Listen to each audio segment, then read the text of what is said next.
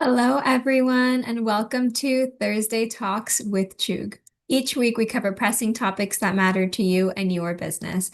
I'm Arianna Gonzalez from Chug Attorneys and CPAs, tuning in from our San Diego office. Please join me in welcoming partner and attorney Min Kim from our Edison, New Jersey office. Hi there, Min, and welcome. Hey Ariana, thanks for having me back.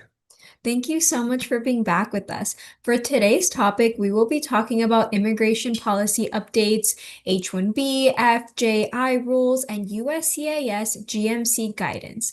Just a quick disclaimer before we get started. This conversation is for informational purposes only. It does not create an attorney-client relationship. So if you do have questions, please comment them below or email us anytime at info@chuk.com so we can help you out.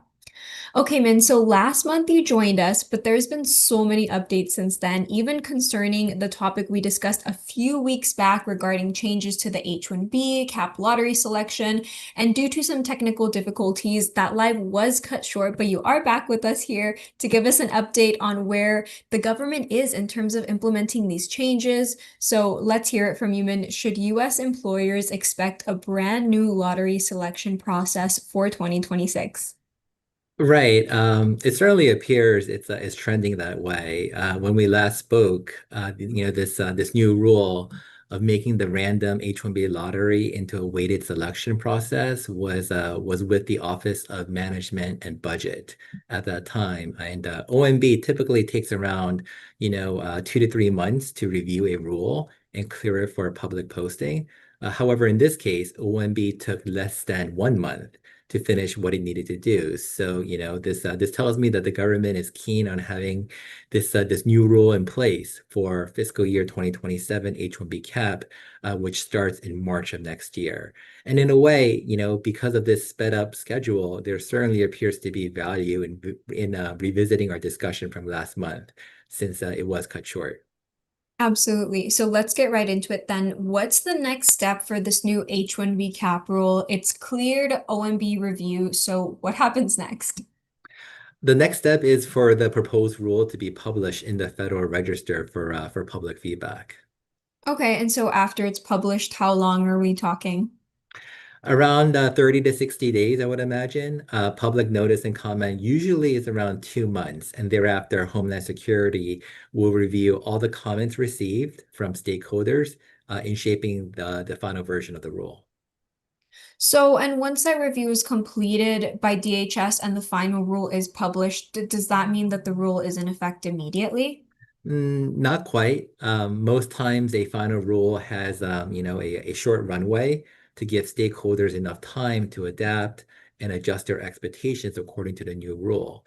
So it might be more like 30 or 60-day implementation transition period before the new rule takes effect. Okay, so it's not like this new rule is imminent. It isn't, but we still have around 5 to 6 months, before CAP opens in 2026. So, barring something unforeseen happening that will delay the implementation, I think employers and foreign national workers should anticipate the new rule being in effect in time for H-1B cap next year. Fair enough, but we still don't know for certain the exact criteria that USCIS will use in terms of this weighted selection, correct? I mean, last month you speculated that it is likely that wage offered to the H-1B beneficiary will be one of the primary, if not only factors, but this isn't yet official, right? That's right. The new rule is not yet posted for public comment, so until it is, we can only speculate. But for all intents and purposes, it does appear that wage offered will indeed be a strong influence in how the new weighted selection process will be administered. So last month we left off on what types of foreign workers and students might be impacted, both good and bad. So with these new changes in the H-1B cap selection process, we didn't get to employers though. So if you can, please comment on what you believe the new rule will result for US employers hiring H-1B talent and the advice you're currently giving to employers actively right now. Well, for one, it's critical that employers start analyzing their wage structures now, I believe. In particular, they should start doing a comprehensive review of their current H-1B occupations and understand what wage levels those occupations fall into. And after completing such comprehensive reviews, some employers may need to adjust their compensation package to improve selection probability under this new weighted system. And for those companies that have, historically offered entry-level wages, they should be prepared to face reduced selection rates. I'm also recommending employers to consider the timing involved and building enough of a runway to pivot and adapt if and when this new weighted selection system is implemented. Because those same organizations may need to increase salary offers to meet these higher wage thresholds, which will then, affect budgets for international talent acquisition and overall workforce planning strategies. And what about the current H-1B workers? The H-1B cap doesn't directly affect them per se since they are no longer cap subject, but are there any indirect effects perhaps? There are, just because someone is no longer a cap subject does not preclude them from the far reach of this potential new rule change.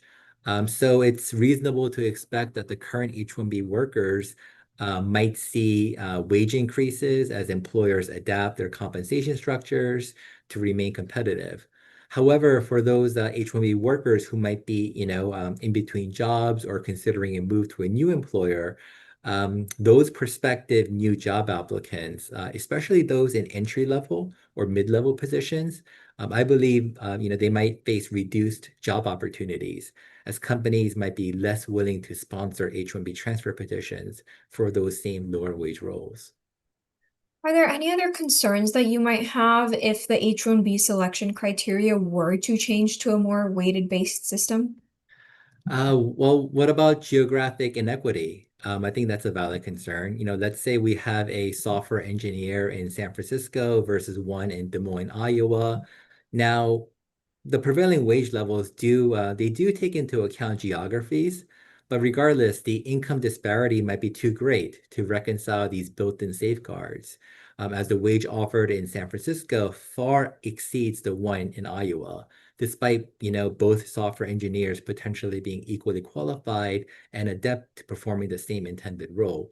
It's just that the occupation in SF might pay a lot more, thereby giving a priority in the overall H-1B cap selection. So speaking of income inequity, in addition to geography, what about income disparities between men versus women or within fields that historically are comprised of underrepresented people groups? It just seems that this new weighted selection system for administering H-1B cap will just deepen the unfairness and discrimination that such folks currently are dealing with. Right, right. Absolutely. I would agree with that. Wage studies have shown that females traditionally have reduced earning potential when compared to their male counterparts. Now, thankfully, this bias is starting to be chipped away, but remnants are still there. So, wage-based system for selection will simply lean into that existing bias even more, I believe, thereby creating a culture of inequality on all fronts, let alone, the pure earning power of that individual. What about some practical takeaways? You mentioned earlier that the proposed rule is still going through the official rulemaking process, but it seems chances are more than fair that the rule will be ready for H-1B cap in 2026. However, what about legal challenges and lawsuits? Can they possibly impede this rule from being implemented for this upcoming H-1B cap season? Yeah. It's certainly possible that lawsuits and temporary restraining orders and injunctions will be filed to slow the application of the rule. And in fact, I expect, challenges on several fronts. An argument can certainly be made that this new rule creates unintended discrimination, as we spoke about earlier, against certain protected classes, whereas others might challenge whether DHS even has the authority to make such fundamental changes to the selection process without congressional action. There could also be challenges based on the Administrative Procedures Act if the rulemaking process is deemed inadequate. So, what should H-1B employers and foreign workers be doing right now to prepare?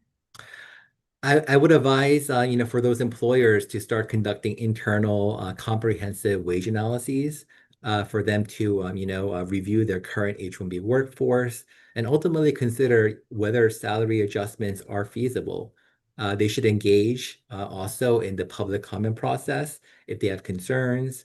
As for foreign workers, workers should understand how their positions might be classified under the wage levels and discuss with their employers how the change might affect their cases.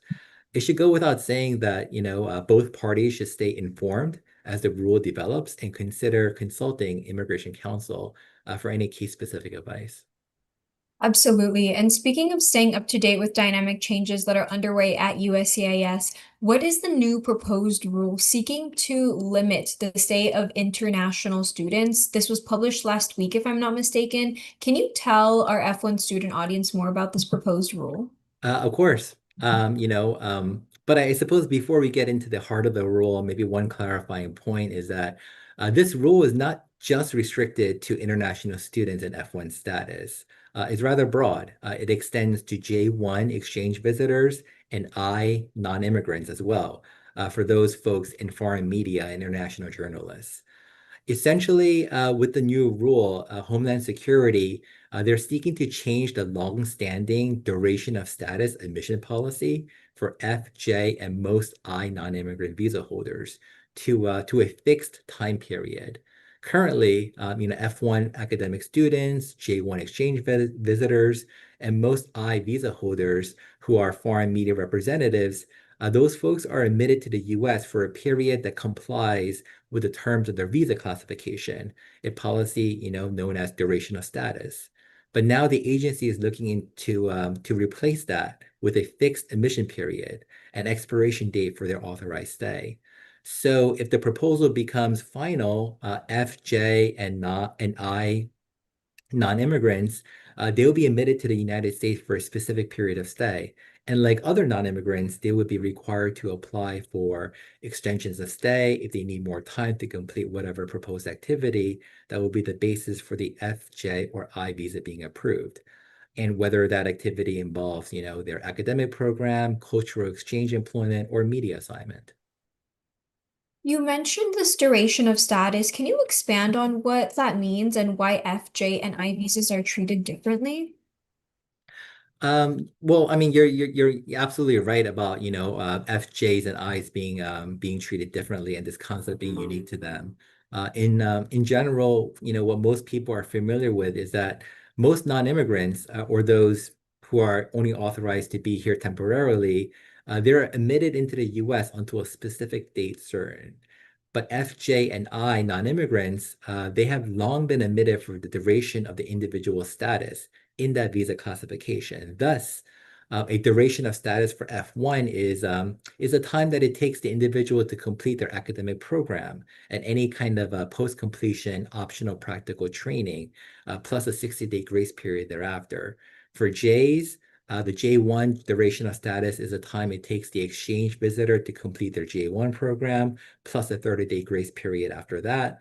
And for I's, the duration of status is generally the duration of that foreign media representative assignment or employment in the U.S.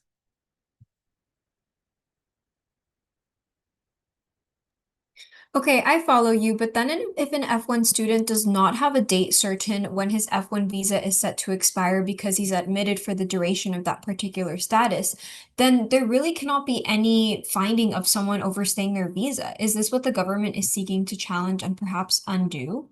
That's right. That's absolutely right. The proposed rule, basically it seeks to change current policies of how and when FJ and I non-immigrants start to accrue unlawful presence for purposes of the 3 and 10 year bars for foreign nationals who have been admitted unlawfully in the U.S. for let's say 180 days or over 1 year.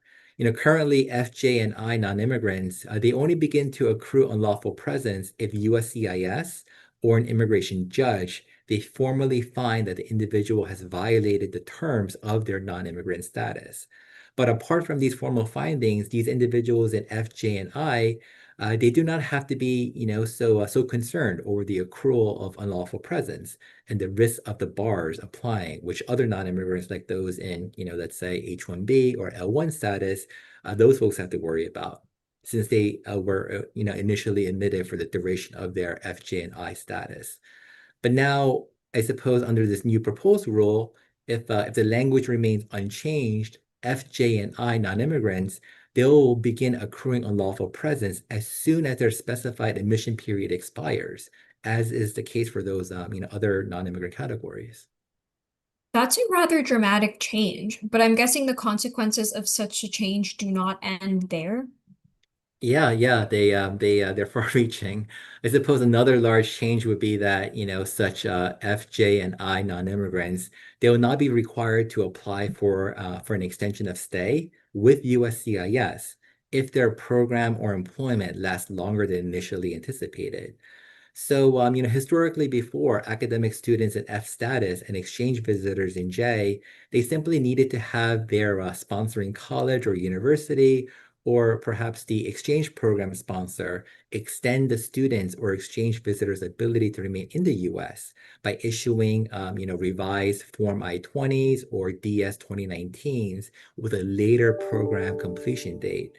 And those, same, foreign media representatives in I status were able to remain in the US as long as they remain employed in that qualifying employment.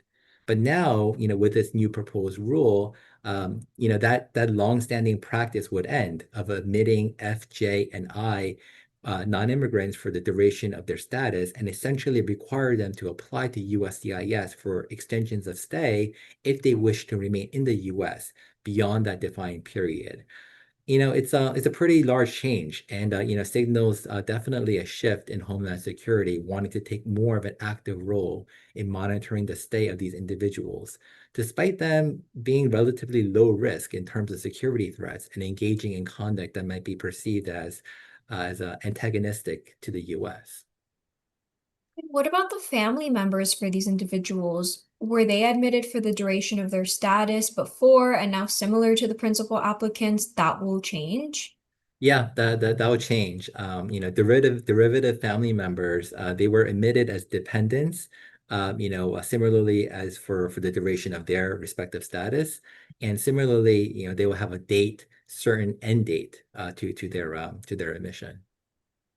Do you have any other quick hitting takeaways to share with our audience regarding this proposed rule for individuals in F, J, or I status?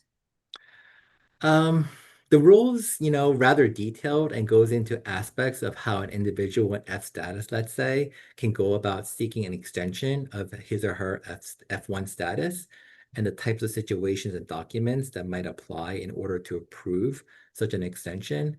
And it also goes into when it would be appropriate for F1 students to change academic majors and the impact international travel will have on the visa status and any kind of future work sponsorship change of status applications that might be filed on the student's behalf. But for now, I suppose the largest takeaway is that DHS, through this new rule, is also seeking to shorten the grace period for F1s from 60 days to now 30 days. That seems rather sudden and arbitrary. Why would USCIS reduce the grace period like that? It's anyone's guess.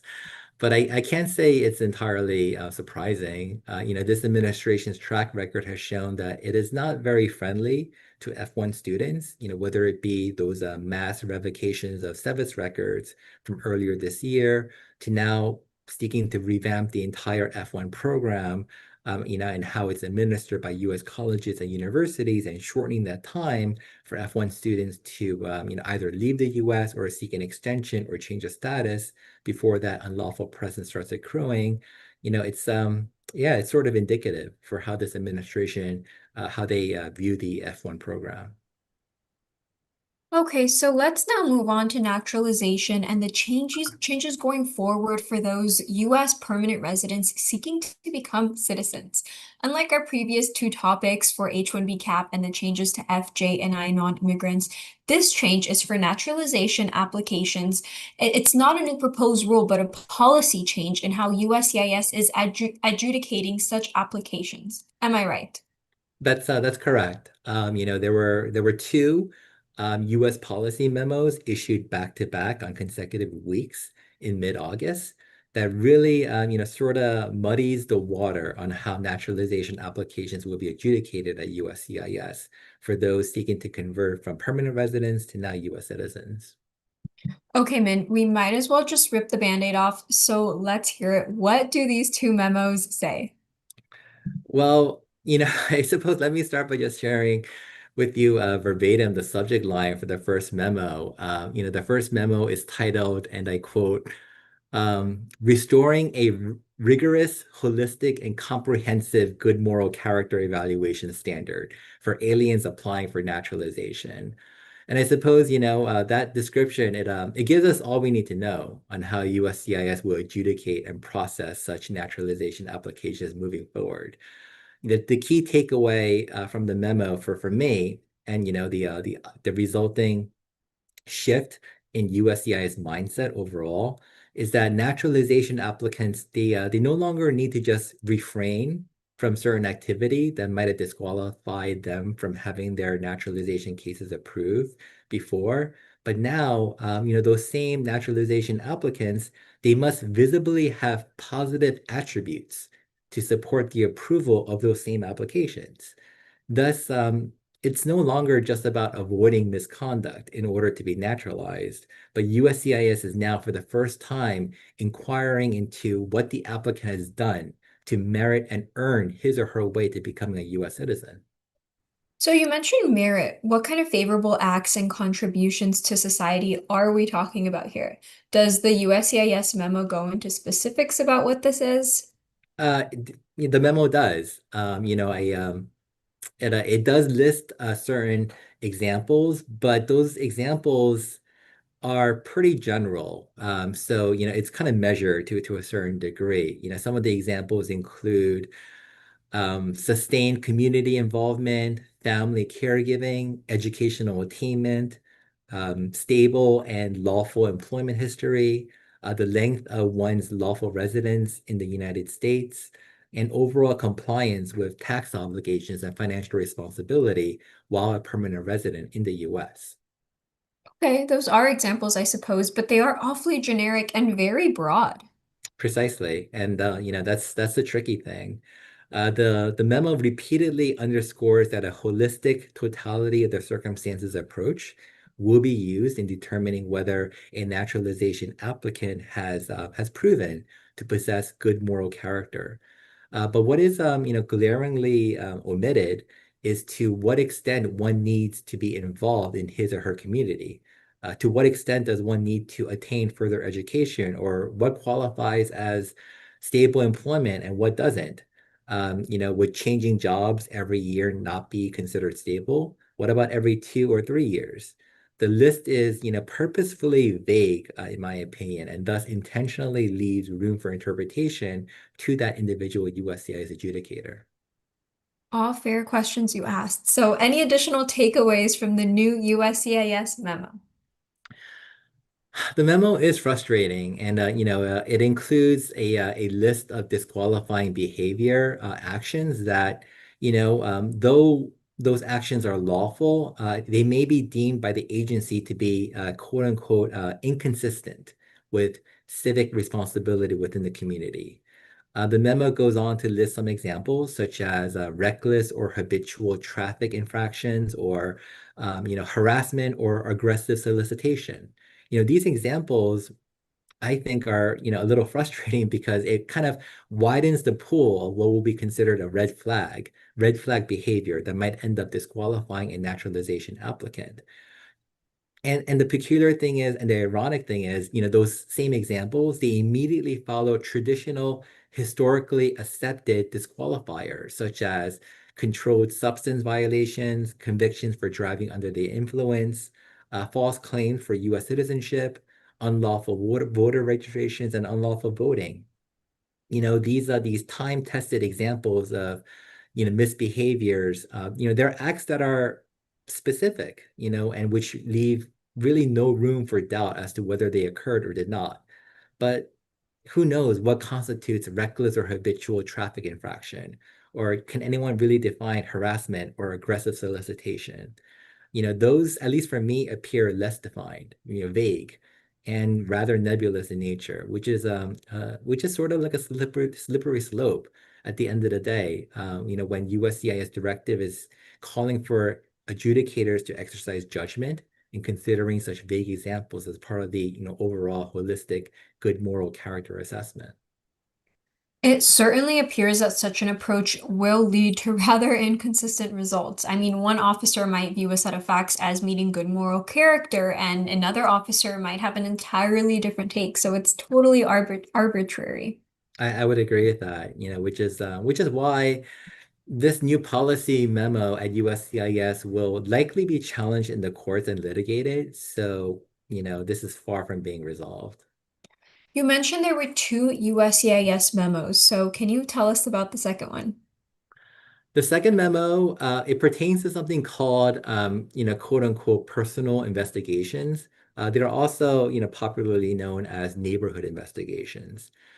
Now, the history behind this is rather convoluted, but the current state of things is that essentially USCIS is now exercising its statutory authority to go back to earlier agency practice of conducting neighborhood investigations that are intended to cover the vicinity of a naturalization applicant's place of residence and employment.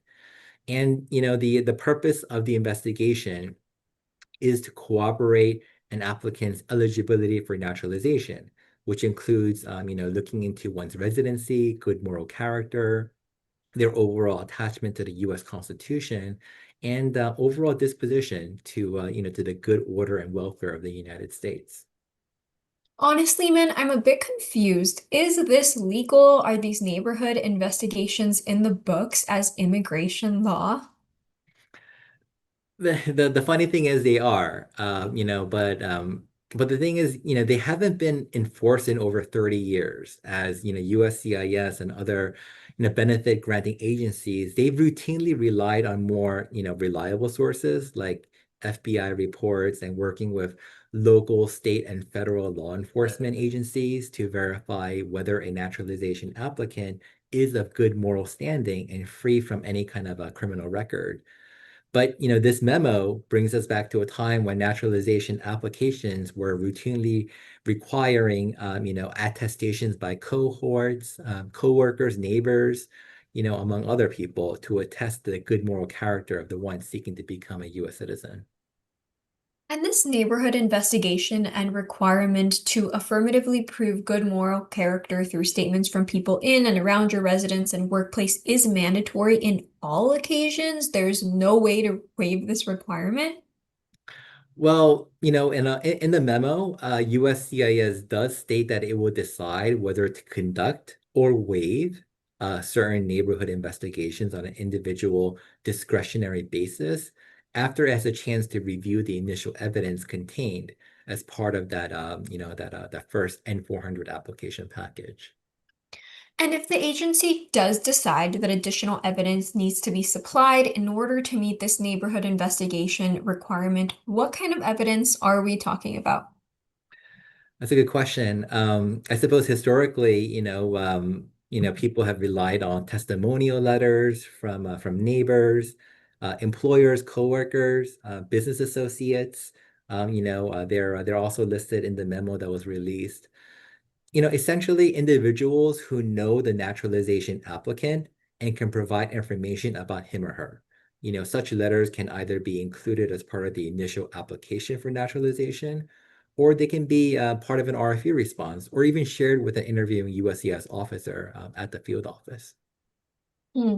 It's rather bewildering the length the administration is willing to go to make it difficult for non-citizens, even for well-meaning US lawful permanent residents who have been in this country for years, maybe even decades, and are now just, waiting to and wanting to naturalize. Right, right. I mean, I couldn't agree more. You would think that such folks would have they've shown their commitment to live, work, and give back to the overall U.S. economy and society, and those folks would be really low priority for this administration. But apparently not. And for what it's worth, given that this second policy memo by USCIS is attempting to revert back to what was historically done 30, 40 years ago, it appears less likely, at least for me, that this added obligation of requiring such neighborhood investigations, that those would be subject to challenge in the courts. Right, because it's in the law currently, correct? Right, precisely. Well, I think that's all the time we have for today, but thank you so much, Min, for all of these updates and information you provided for us. It's so helpful as always. Thank you for taking the time. My pleasure, Ariana. I enjoyed the time together. That's all we have time for today, folks. So thank you everybody for tuning in. A special thank you to you again, Min. To stay up to date, please subscribe and follow us on Facebook, LinkedIn, and YouTube. If you have any questions or suggestions, send us an email at info@truth.com. Let us know what topic you want to see next. And make sure to join us back here next week for more pressing topics that truly matter to you and your business. Until next time, stay safe and take care, everyone. Thank you again for joining.